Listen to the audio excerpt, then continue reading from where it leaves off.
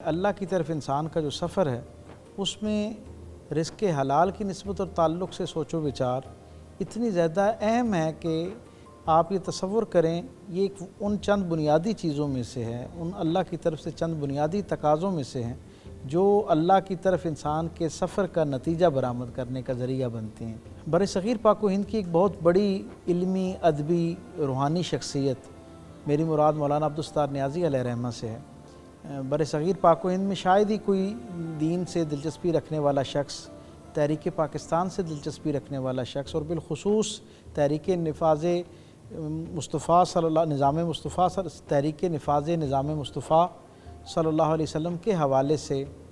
شاید ہی کوئی شخص ایسا ہوگا جو مولانا عبدالستار نیازی کے نام سے واقف نہ ہو۔ اپنی زندگی کے آخری ایام میں جب وہ اسلام آباد میں علیل تھے تو مجھے ان کی خدمت کا شرف حاصل ہوا، اور اس صحبت سے جو چند چیزیں میں نے سیکھی ان میں سے ایک بڑا خوبصورت واقعہ میں آپ کے سامعین اور ناظرین کے لیے پیش کرنا چاہوں گا۔ جب ان کی طبیعت کچھ بحال ہونا شروع ہوئی نا تو احباب نے ان کی صحت یابی کی خوشی میں مختلف جگہوں پہ ان کے حوالے سے دعوتیں رکھنا شروع کی۔ اب جب صبح دعوت کے لیے ہم نکلتے اور مولانا کو ہم ساتھ لیتے تو پتہ چلتا کہ جی مولانا نے تو آج پھر روزہ رکھا ہوا ہے، پھر اگلے دن ایسی صورتحال ہوتی، پھر انہوں نے روزہ رکھا ہوتا۔ ایک دن میں نے ان سے پوچھا کہ یہ سارے احباب آپ کی محبت میں دعوت رکھتے ہیں، اور دعوت میں جب سارے لوگ پہنچتے ہیں تو پتہ چلتا ہے کہ جن کے لیے دعوت رکھی گئی وہ کچھ کھاتے نہیں اور باقی ساری دنیا جو ہے وہ کھا پی رہی۔ انہوں نے مجھے ایک بڑی عجیب بات کہی۔ انہوں نے کہا کہ میں رزق کے معاملے میں، رزق کھانے کے معاملے میں اس درجے پہ احتیاط پسند ہوں کہ مجھے خوف آتا ہے کہ کہیں کوئی ایسا کمزور نوالا میرے جسم کا حصہ نہ بن جائے جو میرے اور اللہ کے درمیان جڑی ہوئی ایک تار کو توڑنے کا ذریعہ بن جائے۔ میں نے ان سے پوچھا کہ کیا کسی کے ہاں جا کر ہم تو ایک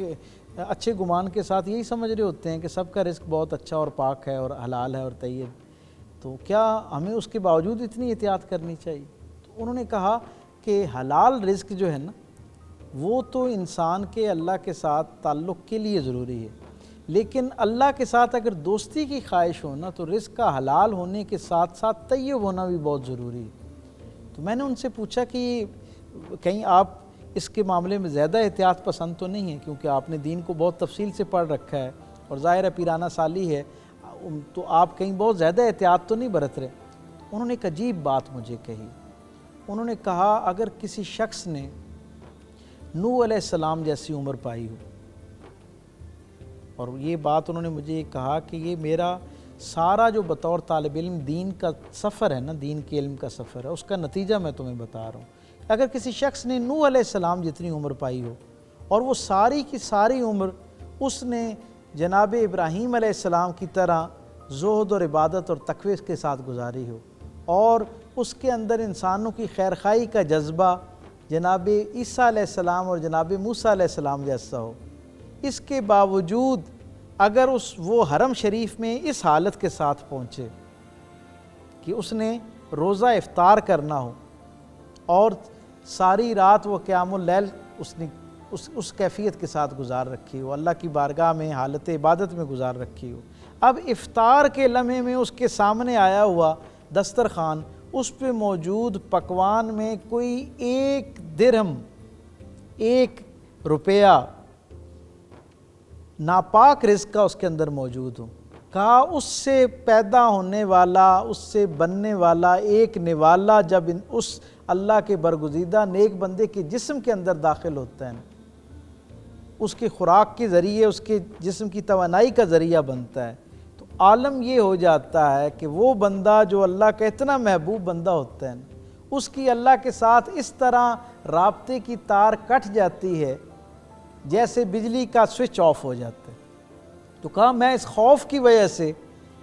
احباب کے ہاں کھانے سے گریز کرتا ہوں کہ میرے علم میں کما حقو نہیں ہے کہ یقیناً رزق تو ان کا حلال ہوگا، لیکن کیا اس درجے پہ احتیاط کے ساتھ کمایا گیا ہوگا کہ اسے طیب کہا جا سکے؟